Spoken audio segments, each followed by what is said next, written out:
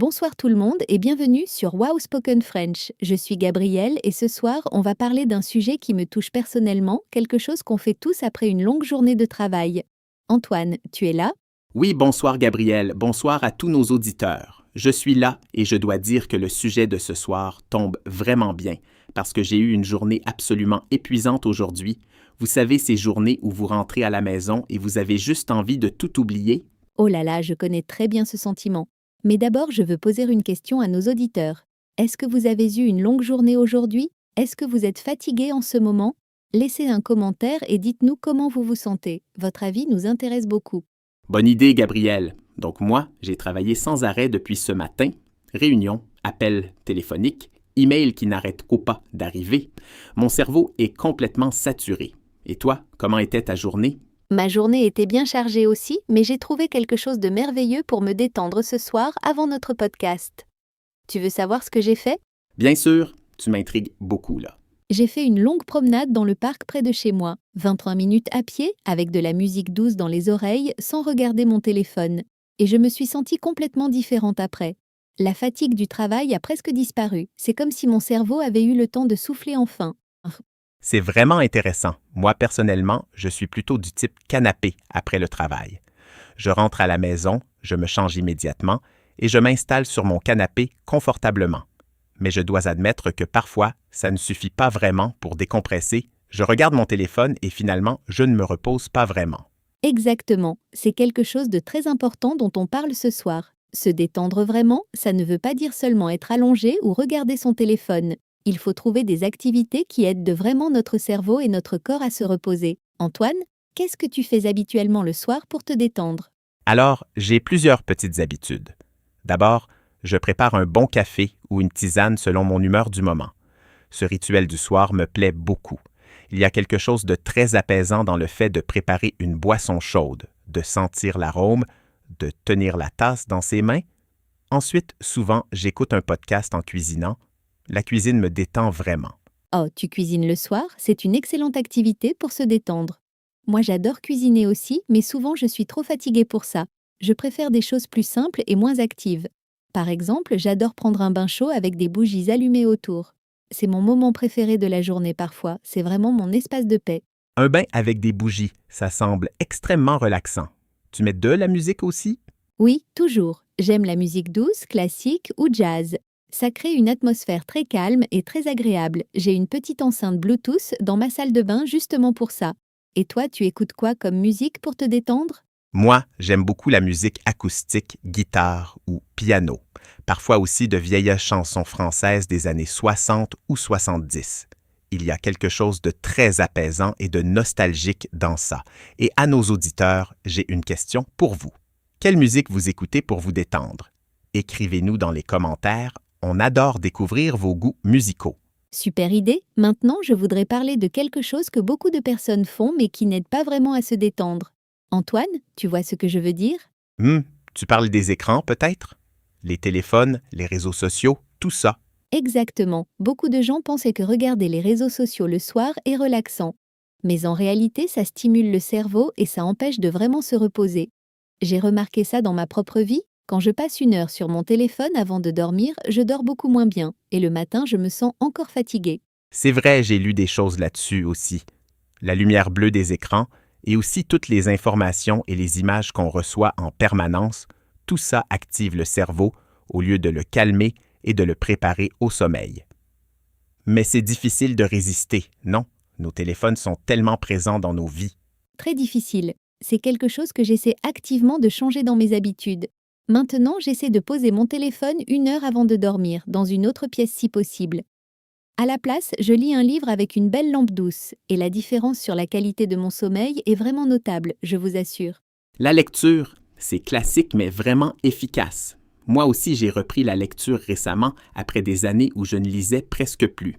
Je lis des romans policiers le soir, j'adore les mystères et les enquêtes. Ça occupe l'esprit d'une façon agréable. Tu lis quoi comme genre, Gabrielle? J'aime beaucoup les romans historiques, qui nous transportent dans une autre époque, et aussi les livres de développement personnel.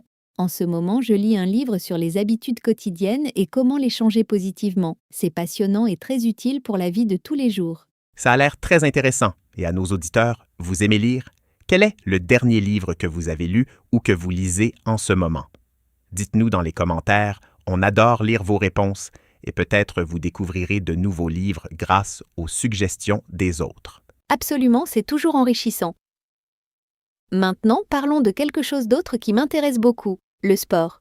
Beaucoup de gens font du sport le soir pour se détendre après le travail.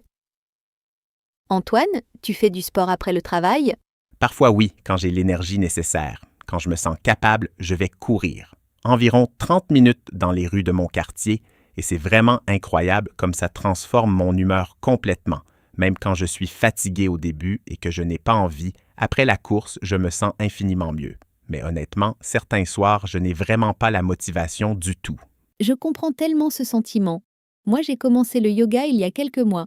Pas pour faire des positions très difficiles ou impressionnantes, mais pour une pratique douce et calme le soir après le travail. Et ça m'a vraiment transformée. Je dors beaucoup mieux, je suis moins stressée et je me sens plus en équilibre dans ma vie. Le yoga, c'est quelque chose que j'ai toujours voulu essayer, mais que je n'ai jamais vraiment commencé. Tu fais ça seul chez toi ou tu vas dans un cours? Au début, j'ai suivi des cours en ligne sur Internet. Il y a beaucoup de vidéos gratuites et très bien faites pour tous les niveaux. Maintenant, je connais assez bien les positions de base et les respirations pour pratiquer seul le soir. C'est vraiment accessible à tout le monde, même aux débutants complets qui n'ont jamais fait de yoga de leur vie. C'est rassurant d'entendre ça. Et est-ce que c'est difficile de rester motivé régulièrement? Parce que le soir, après une longue journée de travail, il faut vraiment une bonne dose de volonté et d'énergie pour faire des exercices, même doux. Au début, oui, c'était parfois difficile.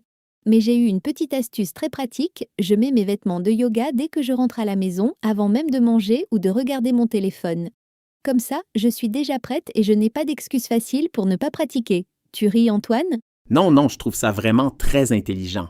C'est un conseil pratique et très utile. Parfois, les petites astuces simples sont les meilleures. Et nos auditeurs, vous avez des astuces personnelles pour rester motivés pour le sport ou l'exercice le soir? Partagez vos secrets avec nous dans les commentaires. Maintenant, parlons d'une autre façon très importante de se détendre. Les amis et la famille. Parfois, la meilleure façon de décompresser après le travail, c'est simplement de passer du temps avec des personnes qu'on aime vraiment, non? Absolument. Pour moi, appeler un ami proche ou un membre de ma famille au téléphone, même seulement 10 ou 15 minutes, ça fait vraiment beaucoup de bien. On parle de choses simples et légères, on rit ensemble, on partage notre journée et tout le stress du travail semble disparaître. La connexion humaine, c'est vraiment fondamental pour notre bien-être. C'est tellement vrai.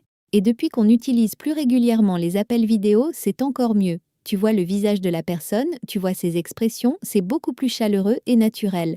Moi, j'appelle ma famille presque chaque soir. C'est devenu un rituel très important pour moi, presque sacré. Tu habites loin de ta famille? Assez loin, oui, à plusieurs heures de route. C'est pour ça que les appels réguliers sont si importants pour moi. Et toi? Ma famille est dans une autre ville à environ 2 heures de trajet. On se voit souvent le week-end quand c'est possible, mais les appels en semaine sont essentiels pour garder un lien fort et chaleureux. Et je pense que c'est quelque chose que beaucoup de personnes oublient parfois dans la vie moderne. On est tous tellement occupés avec nos propres vies. Exactement. Maintenant, une question pour nos auditeurs. Est-ce que vous parlez souvent avec votre famille ou vos amis proches en semaine? Ou est-ce que la vie moderne est parfois trop chargée pour maintenir ces contacts réguliers? Donnez-nous votre avis honnête dans les commentaires. On adore vous lire. Alors, Gabrielle, j'aimerais parler d'un sujet un peu différent maintenant. Le soir, après le travail, est-ce qu'il y a des choses que tu évites absolument parce qu'elles nuisent à ta relaxation? Oh oui, certainement. Déjà, j'essaie vraiment d'éviter de parler ou de penser au travail le soir. Pas d'email professionnel après 19 heures. Pas de réunion en soirée si je peux l'éviter. Il faut créer une vraie frontière claire entre la vie professionnelle et la vie personnelle. Cette séparation est essentielle pour la santé mentale. C'est quelque chose d'absolument essentiel, surtout depuis que beaucoup de personnes travaillaient de chez elles. La frontière entre le travail et la maison est devenue très floue et très difficile à maintenir pour beaucoup de gens dans le monde entier. Très juste, quand on travaille à la maison, c'est encore plus difficile de vraiment déconnecter mentalement. J'ai des amis et des collègues qui répondent à des emails professionnels à 22 heures ou même à minuit. C'est très mauvais pour le corps, pour le sommeil et pour le moral sur le long terme. Complètement d'accord avec toi. Moi, j'ai une règle simple mais efficace. Mon ordinateur de travail reste toujours dans mon bureau. Je n'apporte jamais mon ordinateur dans le salon ou dans la chambre. Ça m'aide à séparer mentalement et physiquement le travail du reste de ma vie personnelle.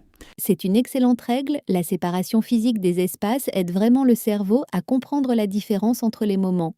Et pour les personnes qui n'ont pas la chance d'avoir un bureau séparé dans leur logement, même un coin dédié au travail dans une pièce peut faire une grande différence psychologique. Absolument, c'est un très bon conseil pratique. Et maintenant, une autre chose que j'évite personnellement le soir, c'est de regarder les mauvaises nouvelles. Je lis les actualités le matin en prenant mon café, mais le soir, j'essaie vraiment de ne pas regarder les informations stressantes ou anxiogènes. C'est souvent très difficile à digérer mentalement avant de dormir. Je suis totalement d'accord avec ça. Les nouvelles peuvent être très anxiogènes et très pesantes mentalement. Il faut apprendre à protéger son espace mental le soir comme on protège son espace physique. À nos auditeurs, vous faites quoi concrètement pour vous protéger du stress et des mauvaises nouvelles le soir? Partagez vos conseils pratiques avec nous. On adore vos commentaires, donc n'hésitez pas du tout. Alors, Gabrielle, on a parlé de beaucoup de choses intéressantes ce soir. Les promenades, les bains relaxants, la lecture, le yoga, les appels avec la famille et aussi ce qu'il faut éviter. Mais quelle est ta méthode préférée absolue pour te détendre après le travail? Ma méthode préférée absolue? C'est difficile de choisir car j'aime plusieurs choses, mais je dirais le moment du coucher avec mon livre, une tisane à la camomille bien chaude et peut-être une bougie parfumée dans ma chambre. C'est simple, sans technologie, mais c'est mon rituel sacré du soir. Et toi, Antoine, quelle est ta méthode préférée? Pour moi, c'est clairement la cuisine le soir. Préparer un bon repas avec soin, écouter de la musique que j'aime en cuisinant, sentir les bonnes odeurs qui remplissent l'appartement. C'est une vraie méditation pour moi, même si on ne l'appelle pas comme ça. Et le résultat, c'est un bon dîner savoureux. Double satisfaction garantie. Super réponse. Vous voyez, chers auditeurs, il n'y a pas une seule bonne façon de se détendre après le travail. L'important, c'est de trouver ce qui marche pour vous personnellement et de créer des rituels réguliers et agréables qui correspondent à votre personnalité. Exactement. La régularité est très importante. Un rituel du soir, même très simple, envoie un signal clair au cerveau que c'est le moment de se calmer, de lâcher prise et de se préparer au repos. Et avec le temps et la pratique, ça devient complètement naturel et automatique. Et n'oubliez pas, apprendre le français peut aussi être une façon agréable de se détendre le soir. Écoutez notre podcast, par exemple, c'est du français naturel et décontracté. On espère sincèrement que cet épisode vous a aidé à pratiquer votre français et à trouver peut-être de nouvelles idées pour mieux profiter de vos soirées. Merci à tous nos auditeurs fidèles d'être avec nous ce soir. Continuez à pratiquer votre français, continuez à écouter Wow Spoken French et n'oubliez pas de nous laisser des commentaires sous cette vidéo. On les lit tous avec beaucoup de plaisir et on les adore vraiment. À très bientôt sur Wow Spoken French. Prenez bien soin de vous, déconnectez bien ce soir et passez une belle soirée reposante et agréable. Bonsoir tout le monde. Bonsoir à tous, à la prochaine fois.